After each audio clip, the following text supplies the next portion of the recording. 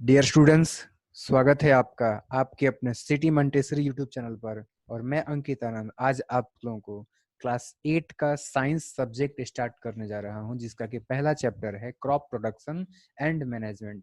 लेकिन चूंकि हम लोग साइंस सब्जेक्ट को स्टार्ट करने जा रहे हैं, तो सबसे पहले जो है एक बेसिक क्वेश्चन हमसे ये पूछा जा सकता है या फिर हमारे दिमाग में ये आता है कि साइंस आखिर है क्या।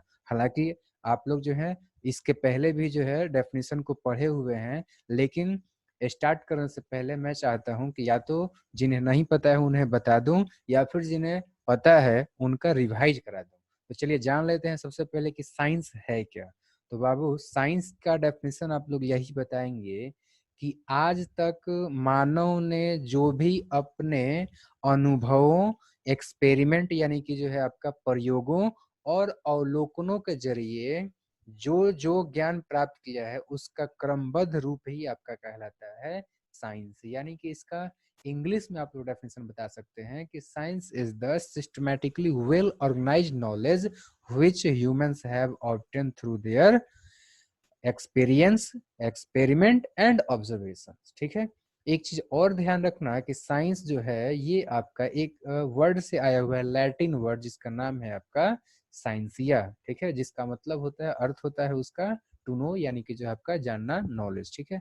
चलो फिर बात करता हूँ अभी का जो मॉडर्न साइंस है ना, इसका फादर कौन है। तो इसके फादर हैं आपके गैलीलियो गैलीली।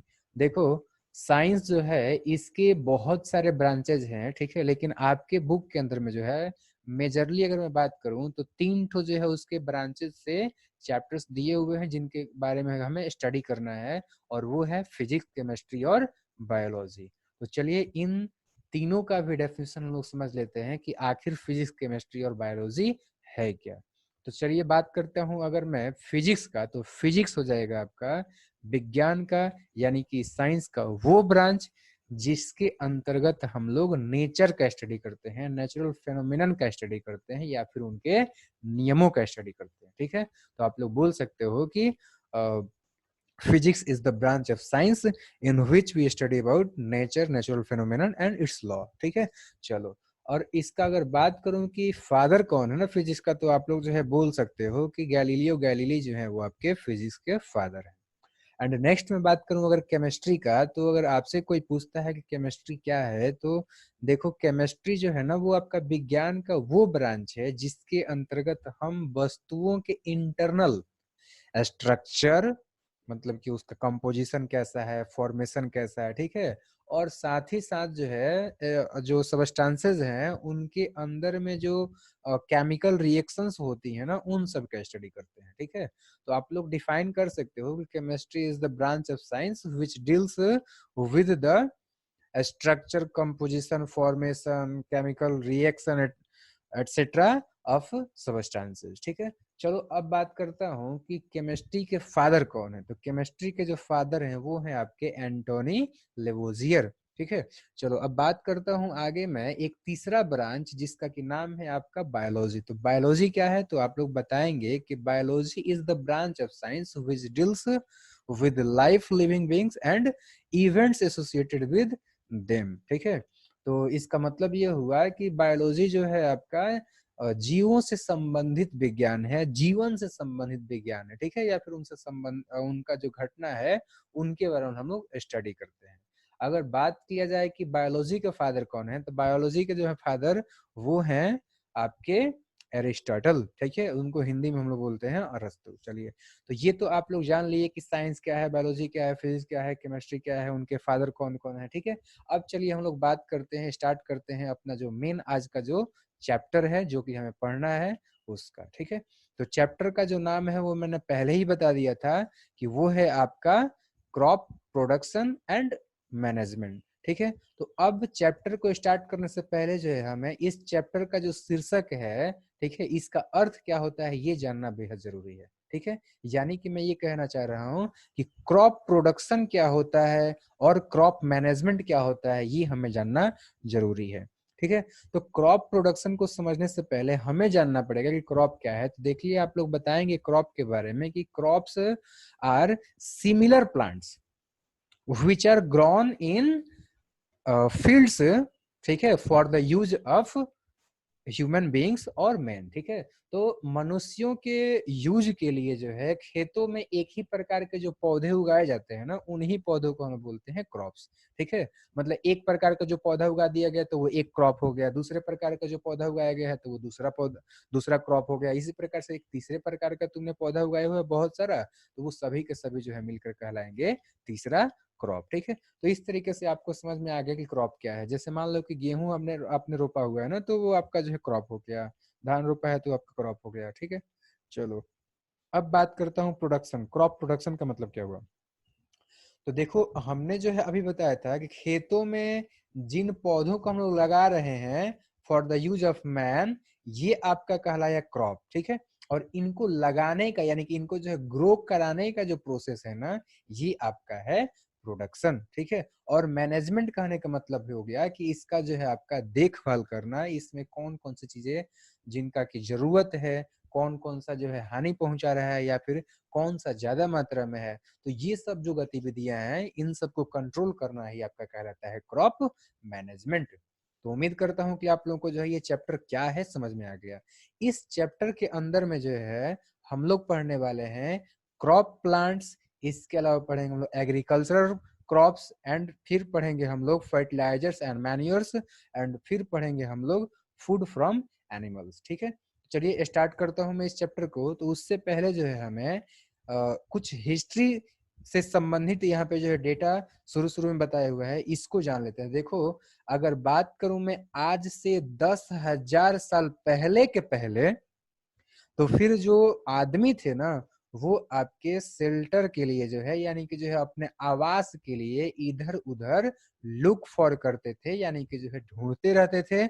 और इसके अलावा जो है अपने भोजन के लिए वो लोग शिकार करते थे, ठीक है, यानी कि पशुओं को जो है मारते थे, ठीक है, और उन्हीं के बॉडी को ये लोग खाते थे। फाइनली क्या होता है कि वे लोग जो है कल्टीवेशन ऑफ लैंड सीख जाते हैं, यानी कि जो है धरती पर खेती करना सीख जाते हैं। और इस तरीके से जो है वो चावल, गेहूं या फिर दूसरे प्रकार के जो है खाद्य फसलों को उगाते हैं, ठीक है। अब ध्यान दीजिए, इस प्रकार से तो खेती स्टार्ट हो गया, कल्टीवेशन स्टार्ट हो गया। अब एक टर्म आया हुआ है एग्रीकल्चर क्या है, ठीक है। तो चलो जान लेते हैं कि एग्रीकल्चर क्या है। एग्रीकल्चर जो है वो आपका फार्मिंग के प्रैक्टिस का जो है आपका साइंस है, यानी कि ये जो है एग्रीकल्चर साइंस का वो ब्रांच है जिसके अंदर हम लोग फार्मिंग का स्टडी करते हैं, उसका जो हम लोग प्रैक्टिस करते हैं, ठीक है। एंड नेक्स्ट देखते हैं कि तो फिर फार्मिंग क्या है, ठीक है। तो फार्मिंग के लिए हम लोग डेफिनेशन यहाँ पे हालांकि दिया हुआ है, हम लोग बताएंगे कि cultivation of plants for food is called farming. लेकिन ध्यान दो कि इसमें सिर्फ प्लांट ही नहीं, इसमें जो है आपका फार्मिंग के अंदर सिर्फ और सिर्फ प्लांट ही नहीं, बल्कि इसमें जो है आपका एनिमल्स भी आएंगे, ठीक है। तो हम लोग डिफाइन करेंगे, ठीक है, कि cultivation of plants as well as rearing of animals is called farming, ठीक है। तो उम्मीद करता हूं कि आप लोगों को जो फार्मिंग और एग्रीकल्चर में क्या डिफरेंस है ये समझ में आ गया है। फार्मिंग अपना आपका प्रोसेस हो गया, जबकि एग्रीकल्चर जो है वो आपका ब्रांच ऑफ साइंस था, ठीक है। एंड ये दोनों एक दूसरे का जो है आपका सिनोनिम भी हो जाएगा, ठीक है, दोनों प्रोसेस भी हो सकता है। एंड नेक्स्ट बात करूं कल्टीवेशन, तो कल्टीवेशन जो है ना ये आपका सिर्फ और सिर्फ पौधों के केसों में ही हम लोग बोलेंगे, ठीक है। चलो तो उम्मीद करता हूं कि आपको ये समझ में आ रहा है। सो अब एक टर्म आगे आ रहा है एग्रीकल्चरल प्रैक्टिसेस। तो बात करते हैं कि एग्रीकल्चरल प्रैक्टिसेस क्या होता है। देखो बाबू, अ, तुम जब खेती करते हो यानी कि पौधों को उगाते हो, तो पौधों को उगाने के लिए या फिर जो है पशुओं को पालने के लिए जो है आप लोगों को बहुत सारे कदम उठाने पड़ते हैं, बहुत सारे जो है प्रक्रियाओं से गुजरना पड़ता है। उन्हीं सभी प्रक्रियाओं को हम लोग बोलते हैं एग्रीकल्चरल प्रैक्टिसेस। जैसे मान लो कि आपको जो है जब खेती करना है गेहूं का, तो आपको क्या करना पड़ेगा, आपको जो है बीजों का सिलेक्शन करना पड़ेगा, ठीक है, कि कौन सा जो है आपका हेल्दी सीड है। इसके अलावा खेत जो है तैयार है कि नहीं है, तो उसका भी ध्यान रखना पड़ेगा। यानी कि जा करके जो है खेतों को और फिर जो है उसके सोइल को हमें टर्न करना पड़ेगा, हमें जो है प्लोइंग करना पड़ेगा, ठीक है, ताकि उसमें जो है एयर अंदर में जो आपका भर जाए, ठीक है, ताकि जो है वो आसानी से जो सीड है वो आपके जो है ग्रो कर सके, ठीक है। तो ये जो है आपने स्टेप देखा। इसके अलावा जो उसमें हम लोग मैन्योरिंग करते हैं, उसमें जो हम लोग इरिगेशन करते हैं, तो ये सब प्रोसेस जो है ये आपका कहलाता है एग्रीकल्चरल प्रैक्टिसेस। अब ध्यान देने वाला बात ये है कि इंडिया जो है वो एक बड़ा देश है जिसमें कि अलग अलग प्रकार के बहुत सारे क्लाइमेटिक कंडीशन पाए जाते हैं। कहीं पर जो है ज्यादा टेम्परेचर पाया जाता है तो कहीं पर कम टेम्परेचर, कहीं पे ह्यूमिडिटी ज्यादा पाया जाता है तो कहीं पे ह्यूमिडिटी कम पाया जाता है, कहीं पर रेनफॉल ज्यादा होता है तो कहीं पर रेनफॉल कम होता है। अब इस सभी क्लाइमेटिक कंडीशन के वेरिएशन की वजह से जो है आपका जो क्रॉप्स है ना, इनको हम लोगों ने दो ग्रुपों में बांट दिया हुआ है सीजन के आधार पर, ठीक है। तो वो क्रॉप्स जो है वह दो प्रकार के क्रॉप्स कौन कौन से हैं? पहला है आपका खरीफ क्रॉप्स और दूसरा है आपका राबी क्रॉप्स। तो जानते हैं कि खरीफ क्रॉप्स क्या होता है। तो खरीफ क्रॉप्स का आप लोग डेफिनेशन बताएंगे कि kharif crops are those crops which are sown in monsoon, ठीक है। यानी मानसून कहने का मतलब हो गया कि फ्रॉम जून टू सितंबर जो है ये ग्रो किया जाता है, ठीक है।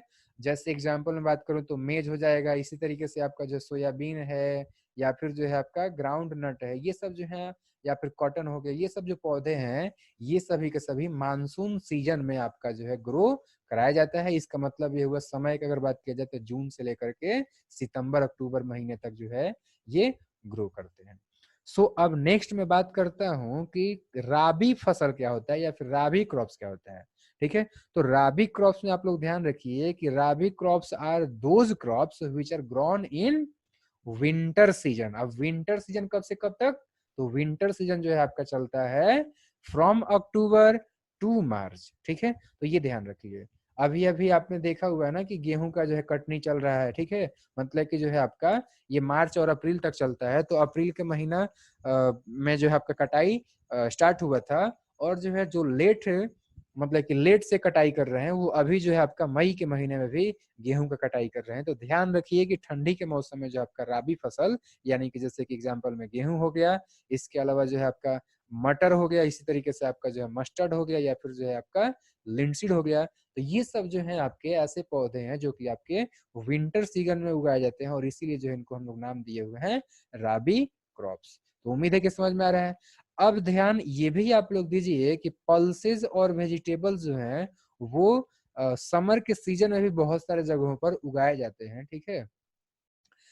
अब लास्ट में जो है एक क्रॉप का डेफिनेशन दिया हुआ है, हालांकि मैंने आप लोगों को समझा दिया है, लेकिन फिर भी मैं चाहता हूं कि किताब में जो आपके बुक में जो आपके दिया हुआ है ना डेफिनेशन, उसको भी मैं एक बार आप लोगों को जो है बता दूं कि क्या दिया है।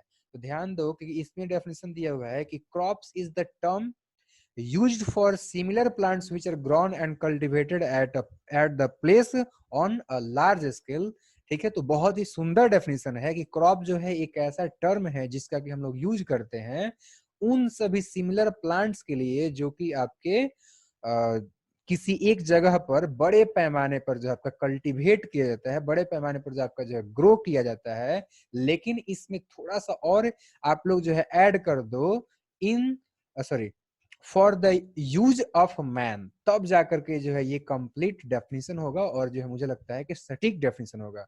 तो आपको इसमें ऐड करना है कि for the use of man, ठीक है। आदमी के यूज के लिए जो है पौधों को उगाया जाएगा तभी कहा जाएगा, ठीक है।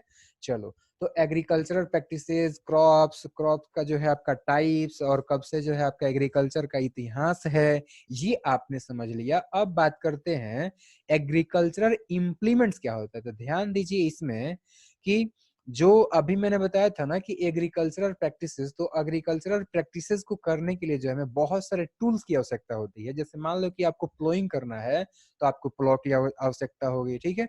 आपको जो है काटना है, हार्वेस्टिंग करना है पौधों का, तो आपको जो है काटने के लिए कुछ टूल्स की आवश्यकता होगी। ऐसे ही जो दौनी करना है, मतलब थ्रेसिंग करना है, तो इसके लिए भी आपको टूल्स की आवश्यकता होगी। तो उन्हीं सभी टूल्सों को जो है हम लोग बोलते हैं एग्रीकल्चरल इम्प्लीमेंट्स। तो उम्मीद करता हूं कि आप लोगों को जो है समझ में आ गया है कि एग्रीकल्चरल इम्प्लीमेंट्स क्या है, ठीक है। चलो, तो कुछ कॉमनली यूज किए जाने वाले इम्प्लीमेंट्स का जो यहाँ पे नाम दिया हुआ है, जैसे कि प्लॉ है, खुरपा है, कल्टीवेटर है, सीड ड्रिल है, हो है, ये सब ऐसे एग्रीकल्चरल इम्प्लीमेंट्स हैं जो कि कॉमनली यूज किए जाते हैं।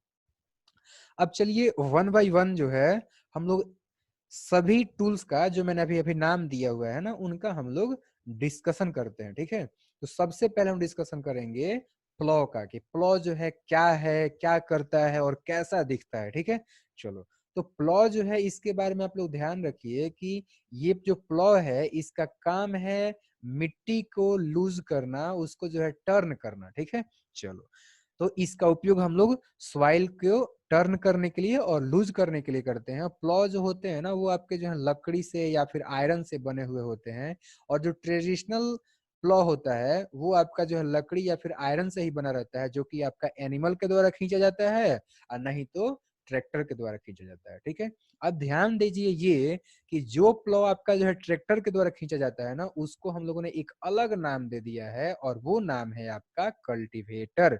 जैसा कि आप इस डायग्राम में जो है देख सकते हैं, इस पिक्चर में आप लोग देख सकते हो, यहाँ पर जो मैंने तीर से दिखाया है ना, ये आपका है कल्टीवेटर। ठीक है, अब चलो बात करता हूँ कि इसका स्ट्रक्चर कैसा होता है। तो ध्यान दीजिए कि जो प्लॉ है इसमें जो है एक थिक ट्रायंगुलर आयरन स्ट्रिप होता है, उसको जो है हम लोग बोलते हैं प्लॉ शेयर। ठीक है, एंड इसके अलावा ध्यान दीजिए कि इसका जो मेन पार्ट है, मतलब कि जो प्लॉ का जो मेन पार्ट है वो एक लंबा सा जो है आपका लकड़ी का बना हुआ लॉग होता है, उसको हम लोग बोलते हैं प्लॉ शाफ्ट। ठीक है, चलो तो उम्मीद करता हूँ कि आप लोगों को समझ में आ रहा है। जैसा कि आप इस डायग्राम में देख सकते हैं, ठीक है, ये जो आपका नीचे है ना, ये नीचे जो है ये है आपका ये प्लॉसियर, और जो आपका जो ये लंबा सा दिख रहा है ना, ये लंबा वाला जो है ये है आपका प्लॉ शाफ्ट। ठीक है, और ध्यान रखिए कि ये जो है आपका ये जो दोनों के बीच में एक ऊपर की तरफ में आया हुआ है ना, जिसको कि हाथों से हम लोग पकड़ करके और फिर जो है आपका प्लोइंग करते हैं, ये है आपका हैंडल। ठीक है, तो ये ध्यान रखिए, जिसको कि हाथों से पकड़ा जा रहा है वो है आपका हैंडल, जो नीचे की तरफ में ट्रायंगुलर आयरन स्ट्रिप है वो है आपका प्लॉसियर, और जो एक लंबा सा ये जो लकड़ी दिख रहा है ना, ये है आपका प्लॉ शाफ्ट। ठीक है, चलो ये जो प्लॉ शाफ्ट होता है ना, ये आपका जो है जो बैल होते हैं या फिर मवेशी होते हैं ना, उनके गर्दनों पर जो है हम लोग व्यवस्थित करते हैं। लेकिन वो आपका जो है एक दोनों बैलों के गर्दनों पर हम लोग क्या करते हैं कि एक लकड़ी रखते हैं, एक लकड़ी के जैसा आपका स्ट्रक्चर होता है, उसको हम लोग बीम बोलते हैं। ठीक है, उस बीम से जो है इस प्लॉ शाफ्ट को कनेक्ट करते हैं। ठीक है, चलो तो उम्मीद करता हूँ कि ये आप लोगों को जो है समझ में आ रहा है। चलो हम लोग आगे पढ़ते हैं।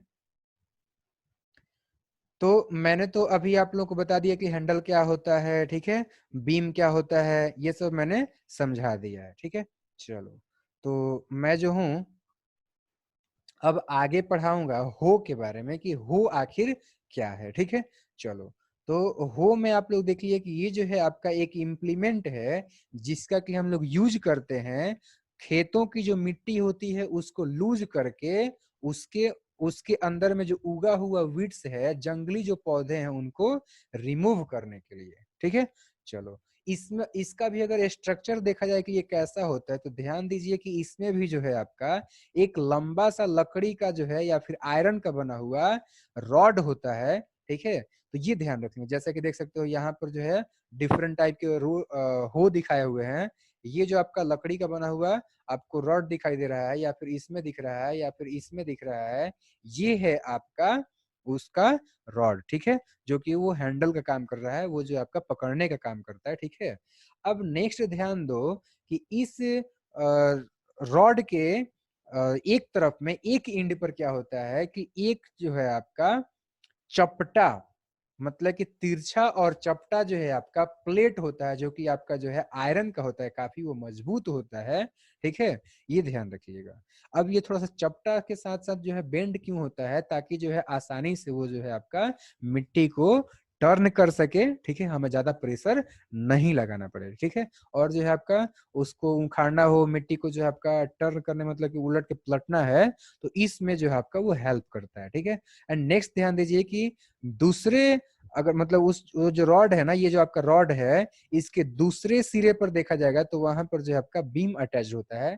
जैसे देखो इसमें मैं बता रहा हूँ, ये जो आपका है ना, ये है आपका वो आयरन का रॉड। ठीक है, और इसके एक हिस्से में जो है ये वाला, जिसको कि मैं रेड कलर से दिखा दे रहा हूँ, ये है आपका जो कि मैं चपटा बता रहा था कि चपटा जो है आपका प्लेट होता है, ठीक है। और नेक्स्ट एक दूसरे सिरे पर जो है, मैं बैगनी से दिखा दे रहा हूँ, यहाँ पर जो है ये है आपका बीम, ठीक है, जो कि अटैच्ड है आपका रॉड से, ठीक है। तो ये ध्यान रखेंगे। सो इसी तरीके से ये तो मैंने एक छोटे से आपका जो है होक पर जो है दर्शाया।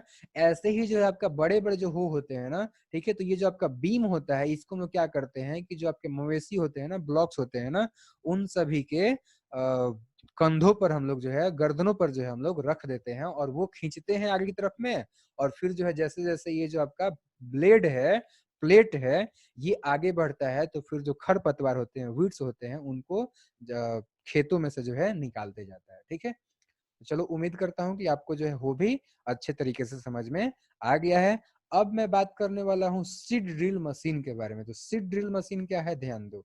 सीड ड्रिल मशीन जो है ना, ये आपका सीड को सो करने के लिए, यानी कि जो है आपका बीजों को बोने के लिए उपयोग में आने वाला एक मशीन होता है, ठीक है। अगर बात करूं इसका फंक्शन कैसा होता है, तो इसका फंक्शन जो है बेहद लाजवाब होता है, बहुत ही कारगर होता है। वो कैसे, तो ध्यान दो कि ये जो सीड ड्रिल मशीन है, ये बीजों को इस तरीके से रोपता है, मतलब कि बोता है, ताकि जो है proper depth and proper distance पर जो है बीज गिरे, ठीक है। सही गहराई में बीज गिरता है और साथ ही साथ जो आपका सही दूरी पर गिरता है, ज्यादा पास भी नहीं हो और ज्यादा जो है दूर भी नहीं हो। यूनिफॉर्म होने की वजह से क्या होता है कि आपका जो पैदावार है, आपका जो है क्रॉप यील्ड है, ये आपका ज्यादा होता है, ठीक है।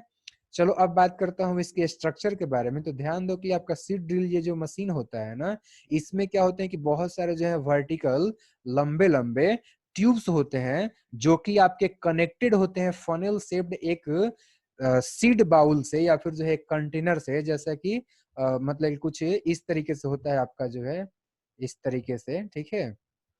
इस तरीके से हो गया आपका जो है, देखो, ठीक है। तो इस तरीके से जो है आपका ये होता है सीड ड्रिल आपका मशीन, ठीक है। अब क्या होता है कि यहाँ पर आपका जो नीचे की तरफ में आपका जो है पतले पतले जो ट्यूब्स है ना, इन सभी ये जो है पतले पतले ट्यूब क्या करते हैं ना, देखो मैं बता रहा हूँ, एक मिनट रुक जाओ आप लोग। हाँ, तो मैं बता रहा था कि ये जो पतले पतले ट्यूब्स होते हैं ना, ये क्या करते, मतलब कि देखो, सबसे पहले तो ये सीड ड्रिल मशीन जो है आपका जुड़ा रहता है ट्रैक्टर का जो आपका कल्टीवेटर होता है उससे, ठीक है, प्लॉ से जुड़ा रहता है, ठीक है।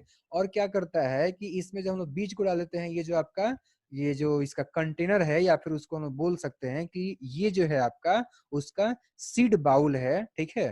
तो इसमें जब हम लोग डाल देते हैं सीड को, तो ये जो है आपका जो ये पतले पतले ट्यूब्स है ना, इनके जरिए फ्यूरो बनता है खेतों में, और उन्हीं सभी फ्यूरो में जो आपका बीज गिरते जाता है प्रॉपर डेप्थ में। तो इस तरीके से जो है आपका क्या होता है कि प्रॉपर डेप्थ एंड डिस्टेंस पर बीजों के गिरने की वजह से बीज जो है आपके खेतों में बर्बाद नहीं होते हैं, ठीक है, गलत जगह पर नहीं जाते हैं, ठीक है। जैसा कि इस स्ट्रक्चर में आप लोग देख सकते हो, देखो ये जो है आपका, ये हो गया वो कंटेनर फनेल शेप्ड, जिसमें कि हम लोग बीजों को डाल देते हैं, ठीक है। और नीचे में जो है देख सकते हो कि यहाँ पर जो है आपका प्लॉ है, ठीक है।